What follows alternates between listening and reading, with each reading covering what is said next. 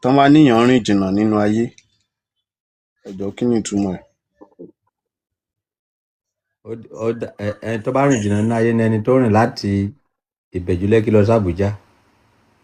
Ó bá lè ṣeé ṣe kó lè lọ sí Ghana àbí kó rìn wọ dé London. Àwọn tó rìn jìnnà nínú ayé nìyẹn. As in èèyàn tó nímọ̀, tó mọ torí mo rí ẹ̀yin gẹ́gẹ́ bí ẹni tó jẹ́ pé ó rìn jìnnà nínú ayé tó nímọ̀. Èmi fi pé àwọn yẹn náà pè ní pé àwọn tó rìn jìnnà nínú ayé.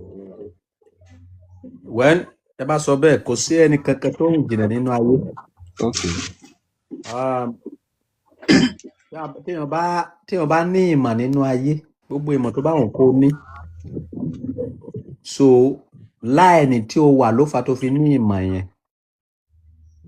So tó bá gbé ìlànà technology ń sìn àmọ́ kankan bẹ̀. Okay. So àwọn tó dẹ̀ ń ṣe technology náà tó bá dé ọ̀dọ̀ ni wọ́n máa di òpè. Tí bá dé ọ̀dọ̀ wọn máa di òpè. So everybody tó wà láyé pátá ló ní nǹkan tó gùdù lé. Nǹkan tí ẹ bá specialize lé lórí lẹ máa ní ìmọ̀. Nǹkan tí ẹ bá specialize lé lórí ẹ lè ní ìmọ̀. So that is it. Kí ló dé ọba tẹ́yin fi mọ Bíbélì, tẹ́ mọ Quran, tẹ́ mọ herbalist, tí kò lè pẹ́ ẹ tọ̀ wọ́n lọ? Mo specialize lé lórí ni. This is Bible. This is Quran.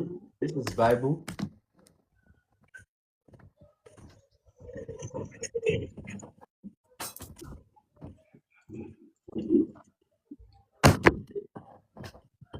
So this is Ifa.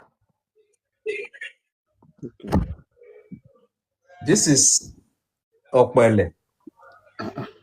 So I practice everything every day. Mi ò kàn ṣàdédé ń sọ̀rọ̀.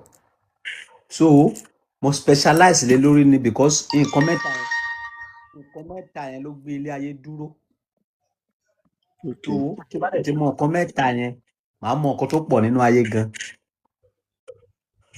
Because gbogbo Christianity wọ́n wà lábẹ́ Bible, gbogbo Mùsùlùmí wọ́n wà lábẹ́ Quran, gbogbo oníṣẹ̀ṣe wọ́n wà lábẹ́ Ifá. So that is the reason why you see me that the ìmọ̀ yẹn wide gan, because nǹkan tí mo specialize lé lórí jẹ́ nǹkan tó kó gbogbo àgbáyé pọ̀. So that is it.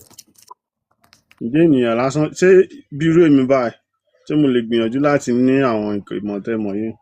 Tẹ bá ready láti ṣe a máa kọ́ yín, tẹ bá ti lè sanwó mi. Okay. So that is it.